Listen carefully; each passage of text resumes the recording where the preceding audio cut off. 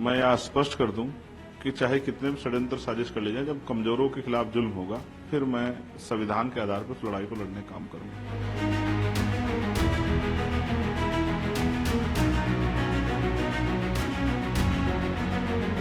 ये भी किसी छिपा हुआ नहीं कि इनका एकमात्र मकसद जो है एक बड़े समुदाय में भय पैदा करना है, उनको डराना, क्योंकि वो सरकारें भी जानते हैं कि उनके लिए उनके पक्ष में बोलने वाला कोई है नहीं।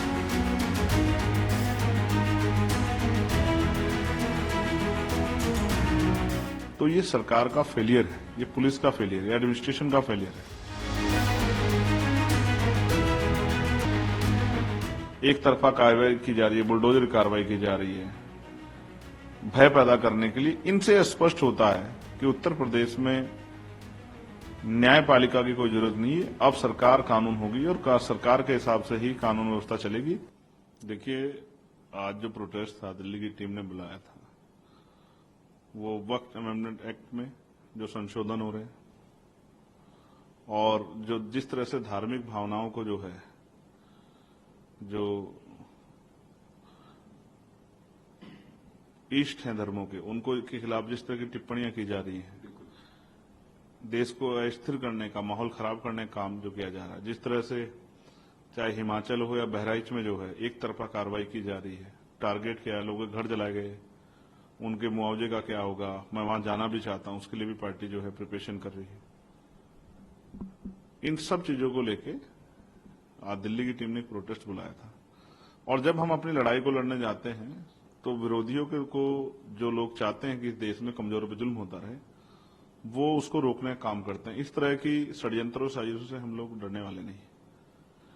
मैं यहाँ स्पष्ट कर दूं कि चाहे कितने भी षड्यंत्र साजिश कर ली जाए, जब कमजोरों के खिलाफ जुल्म होगा, उनकी धार्मिक भावनाओं को या किसी भी धर्म की धार्मिक भावनाओं को अगर भड़काने का या उनको प्रकोप करने का काम किया जाएगा तो फिर मैं संविधान के आधार पर उस लड़ाई को लड़ने का काम करूंगा। या किसी एक धर्म के खिलाफ एक तरफा कार्रवाई, हिंसा जिस तरह की बहराइच में देखने को मिल रही है, मैं पहला शख्स था जिसने जिस बच्चे की जान गई है उसके लिए कार्रवाई की मांग की। साथ साथ उस कार्रवाई की आड़ में जिस तरह बुलडोजर की कार्रवाई को अंजाम देने का सरकार प्रयास करे, सुप्रीम कोर्ट के ऑर्डर के बाद भी नए नए कानूनों की बात करके, ये भी किसी छिपा हुआ नहीं कि इनका एकमात्र मकसद जो है एक बड़े समुदाय में भय पैदा करना है, उनको डराना, क्योंकि वो सरकारें भी जानते हैं कि उनके लिए उनके पक्ष में बोलने वाला कोई है नहीं। तो सर, बहराइच में जो हिंसा हुई उसके बाद जो पकड़ा, वो नेपाल भागने की फिराक में थे, उस पूरी घटना को आप कैसे देख रहे हैं? मेरा सबसे बड़ा सवाल ये है कि वो घटना हुई क्यों?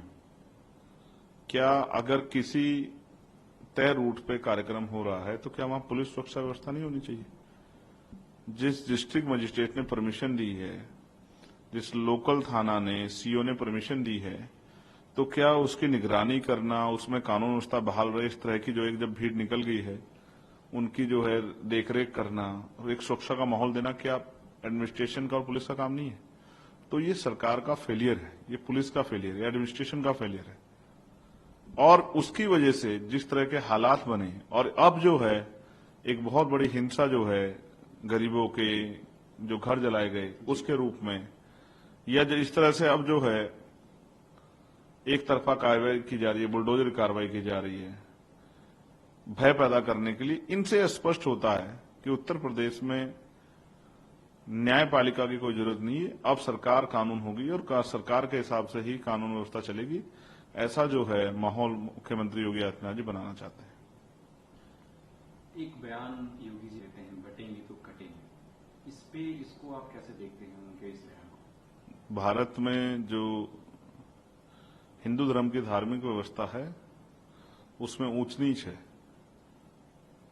जबकि मैं मानता हूं कि इंसानियत सबसे बड़ा धर्म है, लेकिन वहां दूसरी तरफ इसी ऊंच नीच की वजह से बाबा साहब अम्बेडकर ने 14 अक्टूबर 1956 को हिंदू धर्म को त्यागा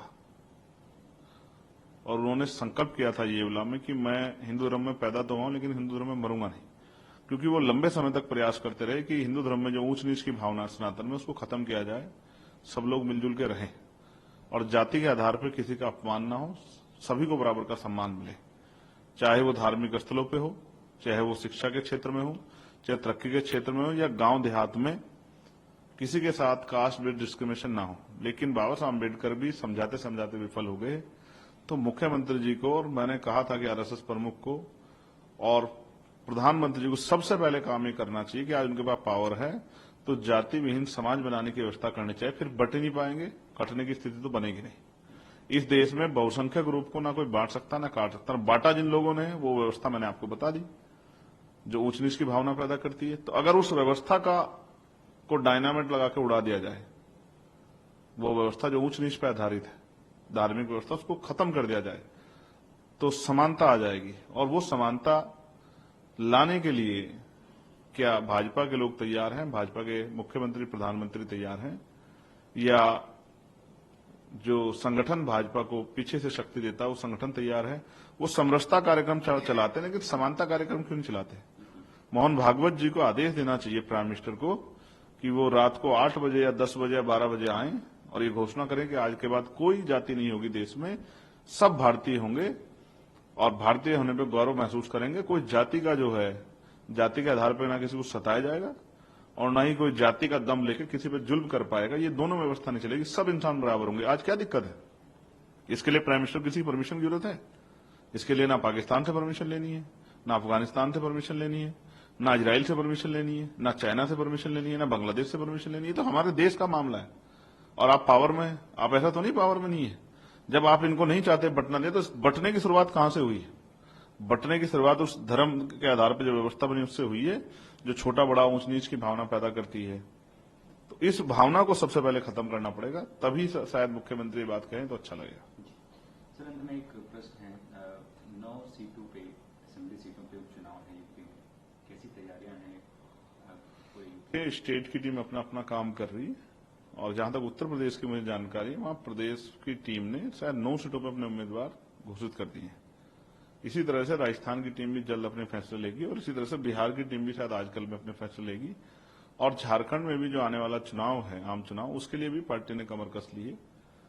जहां तक मेरा मानना है कि जहां जहां पार्टी का संगठन मजबूत है, पार्टी को के दावेदार जो हैं, पार्टी मीटिंग में तय हुआ कि वो मजबूती से उतरेंगे और चुनाव लड़ेंगे। मैं यह स्पष्ट कर दूं कि चाहे कितने भी षड्यंत्र साजिश कर ले जाए, जब कमजोरों के खिलाफ जुल्म होगा, फिर मैं संविधान के आधार पर उस लड़ाई को लड़ने का काम करूंगा। ये भी किससे छिपा हुआ नहीं कि इनका एकमात्र मकसद जो है एक बड़े समुदाय में भय पैदा करना है, उनको डराना, क्योंकि सरकारें भी जानते हैं कि उनके लिए उनके पक्ष में बोलने वाला कोई है नहीं। तो ये सरकार का फेलियर है, ये पुलिस का फेलियर है, एडमिनिस्ट्रेशन का फेलियर है। एक तरफा कार्रवाई की जा रही है, बुलडोजर कार्रवाई की जा रही है भय पैदा करने के लिए। इनसे स्पष्ट होता है कि उत्तर प्रदेश में न्यायपालिका की कोई जरूरत नहीं है। अब सरकार कानून होगी और सरकार के हिसाब से ही कानून व्यवस्था चलेगी।